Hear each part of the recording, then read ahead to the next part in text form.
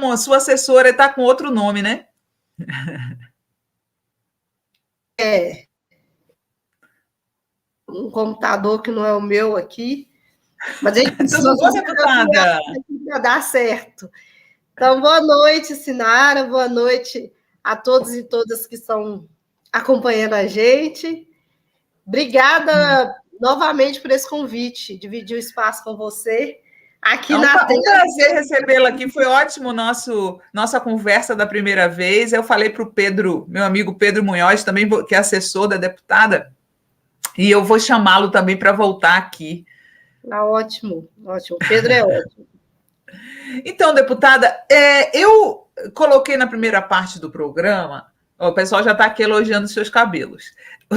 Eu coloquei tá mesmo, tá lindo mesmo. Eu coloquei na primeira parte do programa essa história da aproximação dos Bolsonaros com uma neta de um ex-ministro do Hitler, né? E ele sempre reclama da gente chamar ele de fascista, de bolsonazi, né? Eu acho que agora ficou liberado, né, deputada? Eu queria também ouvir sua opinião sobre esse assunto. Pois é, Sinara, é assustador, né? Nossa.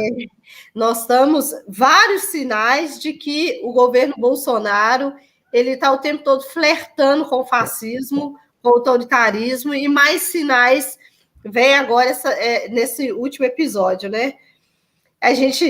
Esse partido de extrema direita, que a gente não sabe muito bem se é ali, porque na Alemanha é proibido pensar ou externalizar a tentativa de ressaltar o que foi Sim. o fascismo, o nazismo, mas aí é um partido que essa deputada, pessoa ligada ao partido, encontra com pessoas do governo aqui do Brasil. E com o próprio presidente. E o próprio presidente, né? Assim, uma agenda que não é oficial.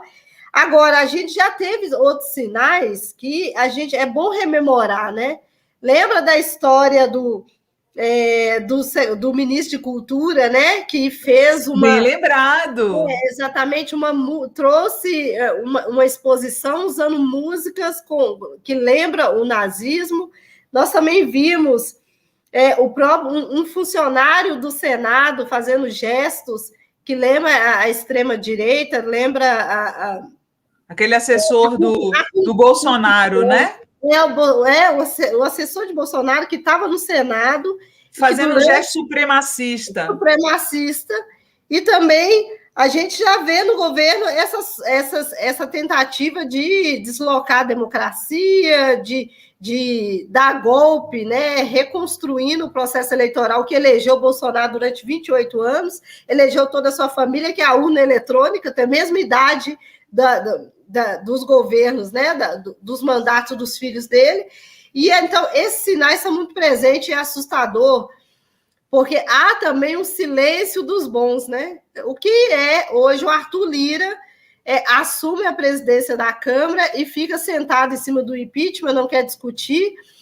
O próprio STF fica ali flertando também com figuras que são extremamente próximas a Bolsonaro e com esse pensamento militarizado, um militarismo que hoje também não caminha tão ao lado do Bolsonaro, mas tem um grupo ali extremista. Então, essas ameaças, é importante a gente ficar alerta, né? Mais do que isso, nós precisávamos, nesse momento, que as autoridades brasileiras tomassem providência. Nós estamos indo para as ruas justamente anunciando essa ameaça, né? O que hoje, estarmos à frente de um governo cívico-militar que, a qualquer momento, pode destituir o que tem mais de avançado no processo eleitoral, que é a urna eletrônica, né? A tentativa de desestabilizar, que a gente sabe que isso não vai passar no Congresso, mas desestabiliza do ponto de vista social, né? O que é isso? Mas essa aproximação de Bolsonaro com os partidos neonazistas ou com pensamentos neonazistas é extremamente perigoso. Perigoso porque eles estão se articulando no mundo. Sim. As manifestações nos Estados Unidos, hoje teve um manifestante que falou assim, o Bolsonaro está muito próximo da gente. Então, assim, é uma articulação internacional e a gente precisa matar esse mal pela raiz aqui no Brasil. Eu lembrei também, gente, de quando, né, a gente falou da primeira parte do programa, torcendo até para que os setores da comunidade judaica que ainda apoiam Bolsonaro, que esse encontro dele com essa neta do ministro de Hitler abra o olho deles, né? Porque a gente não pode esquecer, a deputada é ligada aos movimentos quilombolas, a gente não pode esquecer que o deputado Jair Bolsonaro, quando candidato, foi recebido no Clube da Hebraica, no Rio de Janeiro, e foi lá que ele insultou os quilombolas, comparando os quilombolas a animais, dizendo que eles pesam em arrobas, né? E falando barbaridades sobre os quilombolas, né, Andréia? Exatamente, né? Assim, a cultura, e é o mesmo que essa neta do primeiro-ministro lá de Hitler também, né? Contra a diversidade cultural, uma lógica, né, hegemônica, é uma busca de corpos perfeitos, de uma natureza perfeita, mas eliminando pessoas humanas. E aí, quando o Bolsonaro assemelha o povo quilombola, que hoje protege terras tradicionais, que continua sendo avançadas pela mineração, pelo capital internacional, é uma tentativa de eliminar esses povos e justamente se apropriar da terra, porque eu acho, Sinara, que às vezes os debates ficam no campo, somos contra o pensamento neofascista de Bolsonaro e de todas as pessoas que coagulam com isso. Mas o problema maior é que nós estamos falando de um país que ainda continua sendo não soberano. Então, os ataques aos quilombolas e aos indígenas é uma tentativa de se apropriar dessas terras. São terras hoje extremamente ricas em minerais. Então, a questão fundiária é muito pouco abordada nisso, né, Andréia? Sim, a questão fundiária e a riqueza que a gente ainda está sob domínio de europeus aqui no Brasil e principalmente aqui no estado de Minas Gerais. A disputa sobre a terra é uma disputa assim, de poder. Hoje aqui a gente tem cidades inteiras dominadas ainda por fazendeiros que controlam e determinam as eleições, isso é muito grave. Mas tudo isso está porque o acúmulo de terra, o acúmulo de poder que está por trás dessa propriedade privada, que está acima da vida, legitima esse tipo de ação. Legitima que até hoje as pessoas vivam sob ameaça de grandes poceiros de terra aqui no estado de Minas Gerais, e principalmente aqueles que vêm ainda e entregam tudo para o capital internacional. Que é isso, é o que explora o minério, o ouro e outros minerais ricos. O plano deles é esse, né? O plano deles é esse. Deputada, eu queria entrar num assunto com vocês. Hoje eu fiquei estarrecida quando um deputado da base bolsonarista, deputado Sóstenes, publicou o seguinte tweet. Vou colocar aqui para vocês verem. As crianças brasileiras de 13 anos não podem trabalhar, mas a skatista Raíssa Leal ganhou a medalha de prata nas Olimpíadas. Ué, é para pensar. Parabéns à nossa medalhista olímpica. E revisão do Estatuto da Criança e Adolescente já. Olha só, ele comparou uma menina, né, de 13 anos que está lá como atleta, que inclusive foi sustentada pelos seus pais, pôde se alimentar bem, pôde estudar para poder ser atleta, com uma criança que trabalha numa carvoaria. Né? Uma criança que trabalha que está em trabalho análogo à escravidão. É muito revoltante ver um negócio desses, né? Uma comparação absurda e sem fundamentos, né, deputada? Sem projeto de nação, né? Por que esse deputado aproveita um momento, o único momento em que o Brasil se destaca fora do país, né? Trazendo uma jovem, que é isso que é importante, é uma mulher, né? É o gênero ali, demonstrando a capacidade do gênero de disputar e participar de esportes hoje que ficavam concentrados na mão de homens. E mais do que isso, nós estamos falando do skate, né? O skate já foi criminalizado no Brasil. Já foi criminalizado, e aí as redes sociais também trouxe a memória de Erundina, o papel fundamental dessa mulher quando foi prefeita em São Paulo, que descriminalizou o skate, que foi criminalizado durante Jânio Quadros. Essa criminalização da nossa juventude, que não pode ocupar o espaço público, que o skate é um um esporte periférico, que usa o espaço público, inclusive, para praticar o esporte. É uma grande vitória para o nosso país e uma vitória para a nossa juventude, que continua criminalizada. Mas o pior disso tudo é o que você está falando, de tentar comparar isso com o trabalho infantil, né? Nós estamos falando que esporte não é esse o objetivo. O esporte está previsto no ECA como forma de integralizar, integrar a atividade intelectual, os estudos e o esporte. O esporte potencializa a nossa vida e potencializa a vida da nossa juventude e das nossas crianças. Então, ao invés de ir para as redes e dizer, olha, o Brasil precisa incentivar o esporte, mais do que incentivar, precisa promover. A gente ainda rompe com outra coisa. Tem muito esporte elitizado, porque, infelizmente, para se dedicar ao esporte, precisa de bolsa. E as principais medalhistas hoje são pessoas que vivem por conta do esporte, né? do treinamento.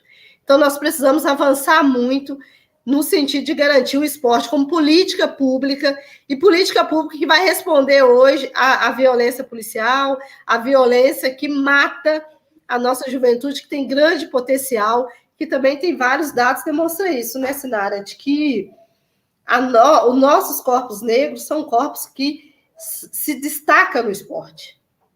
Destacam no esporte. Então, boa parte da nossa juventude hoje, que está quase 1 milhão de pessoas encarceradas, quase 1 milhão. Se a gente investisse na política esportiva, nós teríamos muito mais medalhas de ouro, reconhecer o Brasil pela sua potência que está presente na diversidade cultural que nós temos, e diversidade étnica, e muito menos cadeia, né? Não, mas ele não está querendo que as pessoas façam esporte, ele quer que as crianças trabalhem. Ele quer. Você sabe o que eu acho interessante nisso tudo, deputada?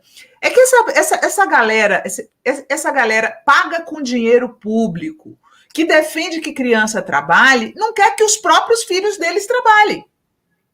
Pergunta se os filhos dele lavam um prato em casa. Não lavam um prato, mas eles querem que o filho dos outros trabalhe. Isso é que me revolta. Não é porque todo mundo quer proteger seus próprios filhos. Eu vou querer que meu filho de 10 anos trabalhe? De jeito nenhum. Assim como eu não vou querer que o seu filho de 10 anos trabalhe. Mas ele não quer que o filho dele trabalhe, mas quer que o filho do pobre trabalhe. Sabe? É realmente revoltante para mim ouvir um negócio desse. E racista, né? Porque nós sabemos qual é a classe, qual é o grupo vulnerável que hoje está vendendo bala no sinal, que hoje voltou a pedir esmola, que hoje está vivendo de cesta básica, que tira totalmente a dignidade do sujeito, que tira a capacidade dele, inclusive, de questionar governos, né? Porque as pessoas hoje estão buscando, de novo, a sobrevivência, né? É o pão de cada dia. E você falando isso, eu fiquei pensando também, Sinara, defender o trabalho escravo, o trabalho das crianças nesse momento. A gente fez uma audiência pública aqui em Minas Gerais e a Universidade Federal identificou que aumentou e muito o número de trabalhos análogo a trabalho escravo.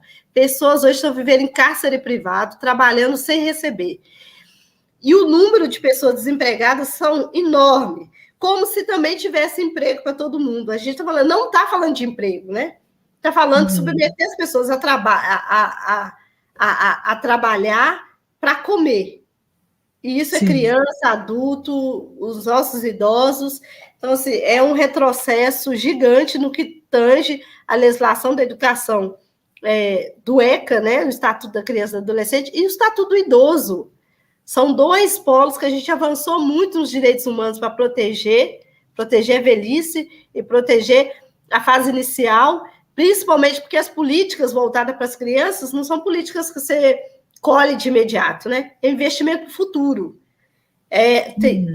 Boa parte dos governos tem dificuldade disso, né? De entender que o investimento nas nossas crianças é investimento a longo prazo, né? E no esporte e na educação também, é a longo prazo. Tem um monte de comentário aqui. Vinícius Martins: se o trabalho infantil fosse bom, os filhos da classe média dos ricos iriam estar trabalhando. Pois é. Maria Angélica Codibelli: toda criança deve praticar esporte, ir às escolas, né? Tem aquela música tão legal: criança não trabalha, criança dá trabalho.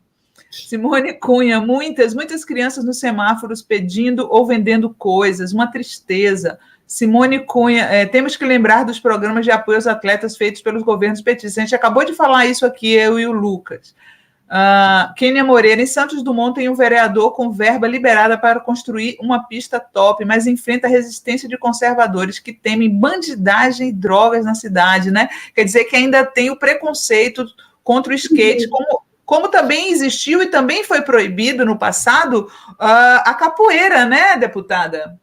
Exatamente, a capoeira e tudo que vem da cultura afro, da diáspora africana, né? A nossa herança, que está ligada à corporeidade. O que a gente está falando de educação, que o esporte ele tem que caminhar junto com a educação, e para isso as nossas crianças precisam se dedicar e o Estado precisa financiar, é porque todo o desenvolvimento humano passa pelo conhecimento do corpo, pelo incentivo, isso oxigena o cérebro.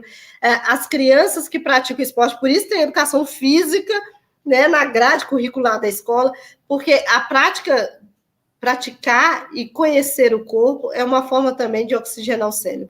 Isso comprova. Tiram melhores notas quem também desenvolve habilidades corporais, e a gente sabe fazer muito bem isso na capoeira, na dança, no funk, no hip hop. Então, são culturas que precisam do espaço público. Não é cultura de espaço fechado, né? É na rua, né? Na rua, e que convida todos e todas a participarem, né? Se chama street skate, skate de rua, é essa coisa. Você tem que fazer em praças, você tem que ter espaço na rua. A Elisete Muniz fala, queria tanto que as minhas conhecidas bolsonaristas acompanhassem esse programa. Manda o link para elas. Andréia Glória, concordo com o Doyle, é exemplo do engenheiro Maier Nigre. Inclusive, com Covid, ele ficou 160 dias internado. Será que ainda apoia o Bozo? E a Lídia Greco fala, Edir Macedo é ligado a Israel e ele tem peso no governo, mas a comunidade judaica é uma coisa, o sionismo é diferente. Mesmo dentro da comunidade judaica, Lídia, no Brasil, tem muita gente que é contra o Bolsonaro. Não é uma coisa única, não é todo mundo, não. Inclusive vai vir aqui, essa semana, um médico que eu gosto muito de origem judaica, o Nelson Nizenbaum, que é judeu progressista brasileiro. André, eu queria te mostrar aqui o vídeo do momento em que a estátua do Borba Gato foi queimada. Aliás, essa minha amiga Andréia Glória, a família dela é de uma cidade que se chama assim em Minas Gerais, Borba Gato, em homenagem a esse genocida bandeirante. Vou colocar aqui para vocês o vídeo da queima que os ativistas fizeram. A estátua, que é de concreto, não sofreu nada, ficou só uma manchinha. Olha só.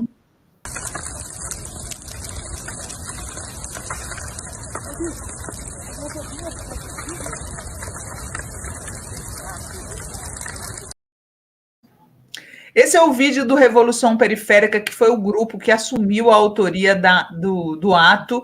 E aqui eu falei para as pessoas, André, que nem dentro da Fórum houve unanimidade em relação a essa manifestação, né? Eu sou a favor, eu, inclusive, já escrevi vários artigos no Socialista Morena, há muito tempo que eu me posiciono a favor da derrubada desses monumentos, né? A gente tem que discutir isso. Isso está acontecendo em todos os países. Acho incrível que as pessoas aplaudam lá fora e critiquem aqui dentro. E aí eu queria ouvir a sua opinião sobre a queimada do Borba Gato. Então, Borba Gato não é uma pessoa para ser homenageada, né?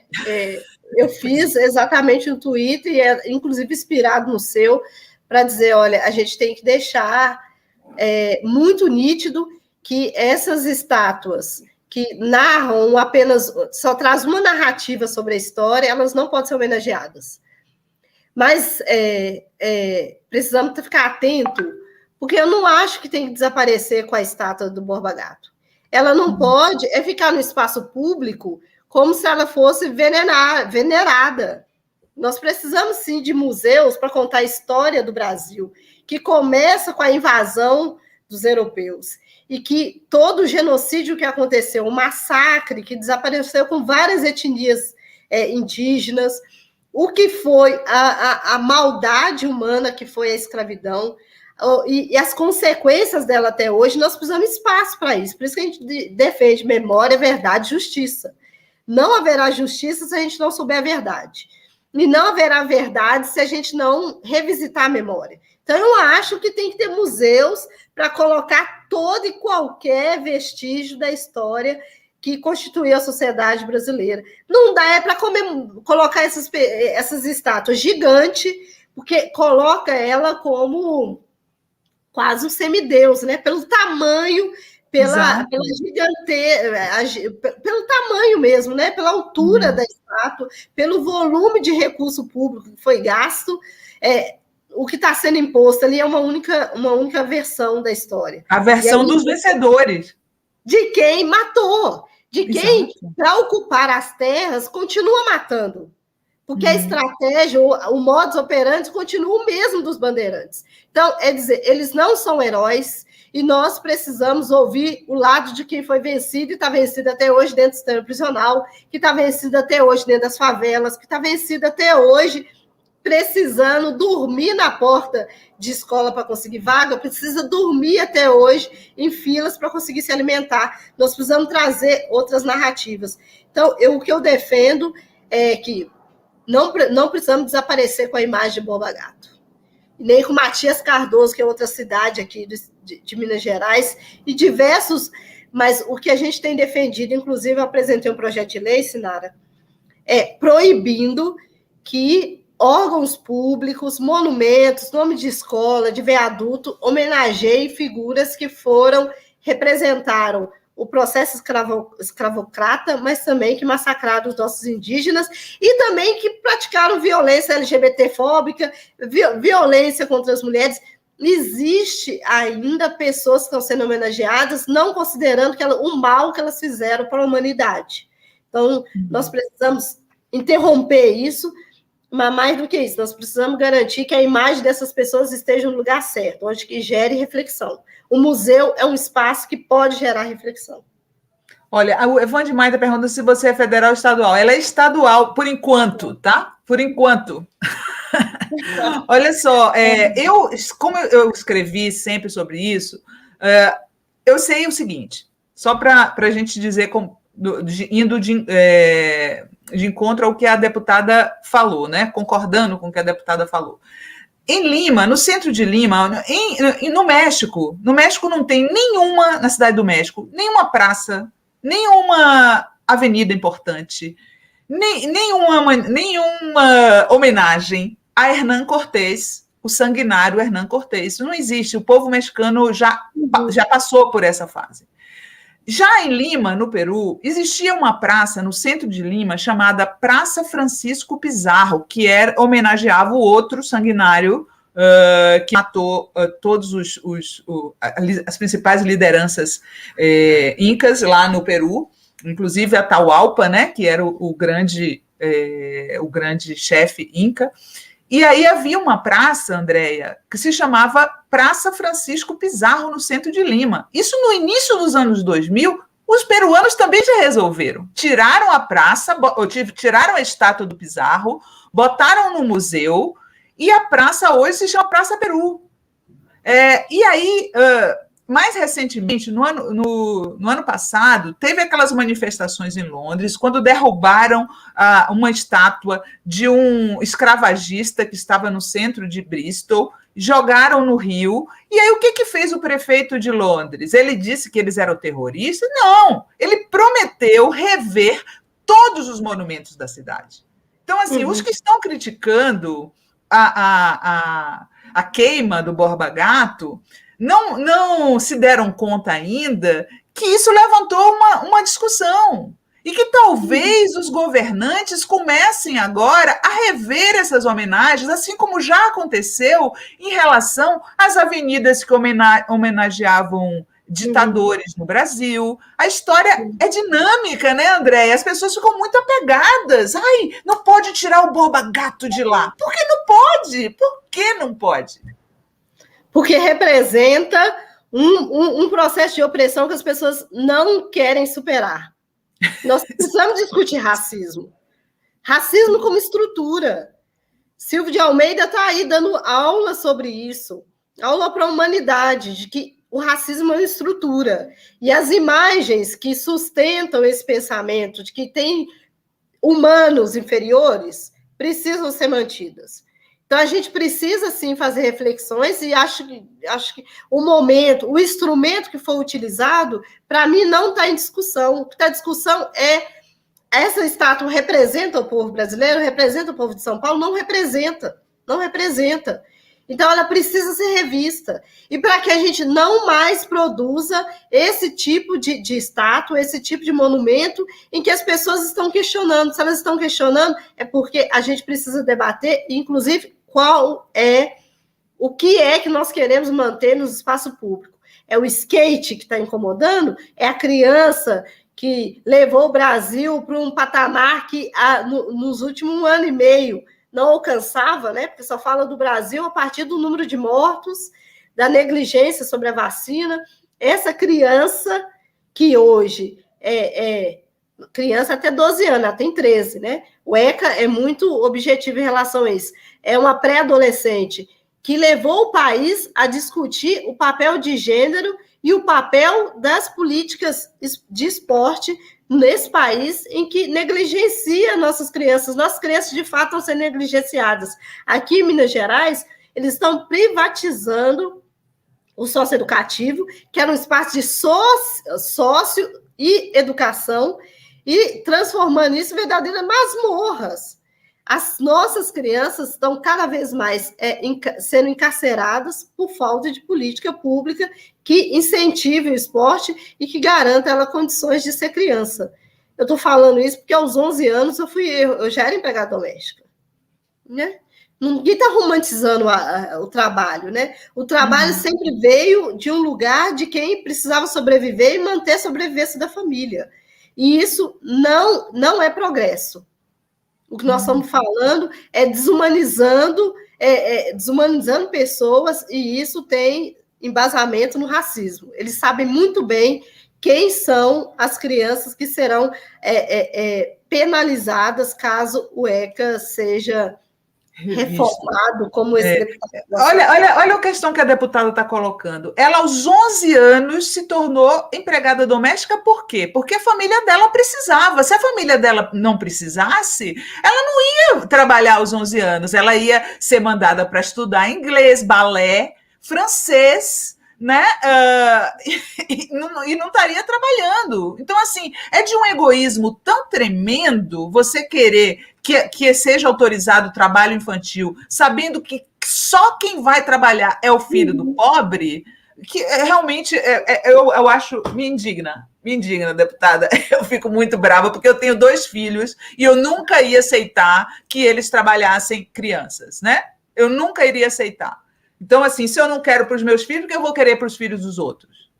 Exatamente, né? E nós temos legislação hoje que garante o menor aprendiz a partir dos 16 anos, que você possa fazer estágio, que você possa se aproximar de figuras como trabalhar nos tribunais, né?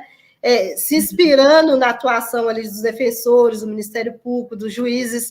Nós não estamos falando de deixar as nossas crianças alienadas. Não existe papel disso. Não existe esse papel numa sociedade em que a desigualdade é tão grande. Mas nós estamos dizendo que o trabalho que penaliza o corpo, né? Trabalho degradante, sol, na carvoaria, na agricultura, jogando veneno sobre elas, porque isso está acontecendo em quilombos aqui em Minas Gerais, que o trabalho ainda é análogo a escravo. Esse café gostoso de Minas Gerais, que é exportado para muitos países, são, sim, colhidos por mão de pessoas que estão trabalhando análogo ao escravo, que não têm direitos trabalhistas, que passam dia e noite tomando banho de veneno, de agrotóxico. Então, discutir o trabalho das crianças é também dizer qual é o trabalho que está à disposição das nossas crianças empobrecidas, né? São trabalhos que matam antes dos 16 anos, que não deixam elas passar dos 25 anos de idade, que perde os dentes, como meu pai perdeu. Câncer, né? Passa o dia sem comer, sem beber água, com várias cicatrizes no corpo que não desaparecem com o tempo. Então, Então, nós estamos falando de tortura, não é trabalho. Olha só, a Juliana Castrilho fala, tá com dó do Borba Gato assassino, leva para casa. José Carlos de Choquer Jambeiro, a Anhanguera terá de mudar o nome. Pois é, tem que rever essas coisas. Uhum. Ana Vilela, algumas figuras não merecem monumento, basta referência nos livros de história, inclusive dizendo que durante certo período a pessoa teve um monumento em sua homenagem, mas que foi destruído pelo povo. A Maria Angélica Coldbelli diz, achei excelente a queima do Borba Gato, pelo menos deu para refletir a história do Brasil. Omar Santana fala, Sinara, é interessante fazer um post relatando as soluções dadas às estátuas de sanguinários em outros países, até para a gente poder debater sobre os destinos dos nossos. Mas já tem, Omar. Se você for lá no meu site e procurar uma matéria sobre a derrubada, está escrito assim, abaixo o Borba Gato. Se você procurar Socialista Morena abaixo Borba Gato, você acha essas referências que eu estou te falando. Rogério Matuque, moro perto da rodovia Raposo Tavares, adoraria que mudasse o nome para rodovia Povos Originários. Rogério, no estado de São Paulo, tem rodovia dos Bandeirantes, rodovia Raposo Tavares, rodovia Fernão Dias, rodovia Raposo Tavares, só tem uma rodovia com nome de índio, é a rodovia Índio Tibiriçá, que era um índio aliado dos Bandeirantes. Olha que coisa, gente. Como é que a pessoa não fica indignada com um negócio desse? Deputada, a gente já está terminando aqui, mas eu queria que você comentasse um assunto que você colocou nas suas redes sobre Brumadinho. Tá, gente? Saiu, vocês lembram daquele desastre lá de Brumadinho? Uhum. E aí saiu uma nota técnica nos últimos dias da UFMG apontando tentativa de apagamento das vítimas de Brumadinho. No último dia 20 de julho, a UFMG divulgou nota que aponta que as ações da mineradora Vale do Rio Doce, no âmbito jurídico, podem causar uma segunda morte das vítimas da tragédia de Brumadinho, considerado o maior desastre ambiental da história do país. Como é essa história, deputada? Explica para a gente. Então, essa nota técnica, ela traz diversos reflexões que a gente já tem feito no âmbito do legislativo, mas ela é motivada ainda maior por causa do acordo que a Vale fez com o próprio governo do Estado, reparando alguns danos que o governo do Estado teve, de fato, com os crimes praticados pela mineradora, porque é importante dizer que é crime, né? Crime gera responsabilização, e a Vale foi responsabilizada também em indenizar o Estado. Só que ela pagou primeiro o Estado do que as vítimas. Não que as vítimas não tenham direito e que está sendo discutido ainda no judiciário, algumas receberam, outras não. É o modus operandi também da mineradora, né? De oferecer indenização para umas famílias sim, outras não, valores diferentes, colocar as famílias para brigarem entre si. Mas esse acordo da Vale, que foi direto com o governador, então o executivo e o judiciário sentou para que, ao invés de seja discutido um processo que pode delongar anos, o judiciário chegou num acordo de 32 bilhões, que foi para o governo do Estado gastar livremente com aquilo que ele identificar que deveria avançar no Estado ou repor a partir dos danos. Nós, a Assembleia Legislativa, conseguimos garantir que fosse discutido, porque na Constituição do Estado prevê que toda vez que o governo do Estado ele tem um orçamento a mais que passa de 1%, ele precisa ser discutido na Assembleia. Então, nós discutimos, nós forçamos o governo do Estado a colocar à disposição da Assembleia Legislativa, discutir como deveriam ser feitos os investimentos, gastos, reparações, com apenas 11 bilhões. Dos 32 bilhões, 11 bilhões foi discutido pela Assembleia Legislativa. E um trem totalmente engessado, a gente conseguiu avançar no sentido de garantir que fosse recurso para os municípios, para que cada prefeito pudesse fazer reparações ou melhorar a infraestrutura e as condições para enfrentamento do Covid. Os municípios aqui no estado estão sofrendo há anos com falta de repasse, um repasse atrasado, né, das verbas que tem que vir do governo federal, do governo do estado, para os municípios manter escola, manter creche, manter posto médico, atendimento de saúde. Então, nós conseguimos garantir que 1,5 milhão fosse 1,5 bilhão fosse para os municípios. 1 bilhão. Uhum. Desses 11 bilhões que vai ser discutido. E aí tem outras obras que serão garantidas, ampliação de hospital, mas também nesse pacote foi junto 3 bilhões para o Rodoanel, que é, para muitos aqui em Minas Gerais, fica muito nítido que é uma obra que vai beneficiar ainda mais as mineradoras. Porque Nossa, mas é o mesmo plano lá de São Paulo, né? Até o mesmo nome, Rodoanel, que, aliás, o pessoal de São Paulo, não sei se você sabe, deputada, mas o pessoal de São Paulo apelidou de Rouboanel. Aqui é o Rodominério, que o apelido que os movimentos sociais e ambientalistas que já conhecem o projeto, é um projeto que não é novo, mas ele já vem com uma série de vícios, inclusive ataca diretamente mananciais, passa por cima de comunidades tradicionais. Então, o modelo de escoamento de produção do estado de Minas Gerais, mais uma vez, investe em rodovias, e rodovias hoje que já estão tomadas por caminhões de minério. Os caminhões de minério rodam dia e noite, 24 horas, feriado, não tem um dia, dia e noite. E as rodovias já estão tomadas pela mineração. E aí, o governo do estado separa 3 bilhões para ampliar a malha rodoviária para atender, mais uma vez, direta ou indiretamente, as mineradoras.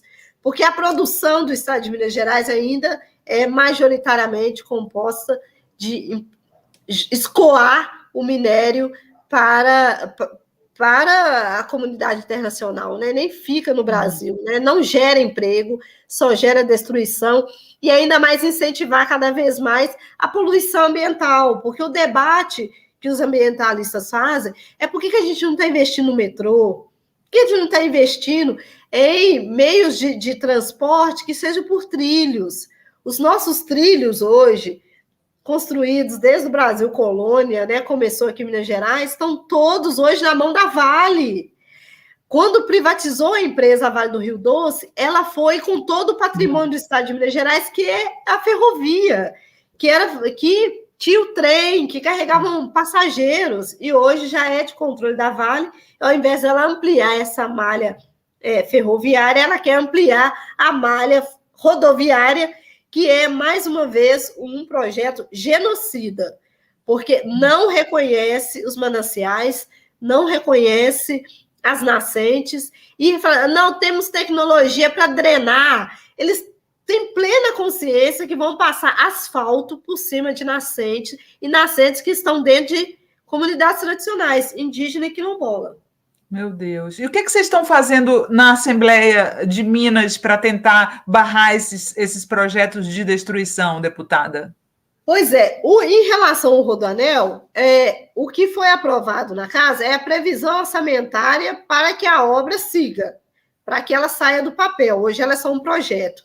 Mas o que nós reivindicamos é debater minuciosamente o que significa a expansão da malha rodoviária. Então, precisa ter audiência, precisa ter debate, conhecer o projeto a fundo, que o governador não deu conta de apresentar, porque ele mesmo identificou que tem várias falhas no projeto que está desenhado até agora. E ouvir as comunidades tradicionais impor que seja ouvido a partir do protocolo de consulta prévia, qualificada, que traduza os impactos, porque haverá impacto sobre toda a população do estado de Minas Gerais com esse crescimento da rodovia. Nós estamos falando que é gentrificar cidades, né? Está aí enchentes, matando no mundo. A gente enxergando isso. E a resposta de Minas Gerais é cada vez mais gentrificar cidades. É impermeabilizar, né? Aí não entra a chuva, não entra no sol. Não escoa e destrói cidades, destrói vidas, mesmo com exemplos, como a gente viu nos últimos dias aí no mundo, de desastres e o aquecimento global que causa.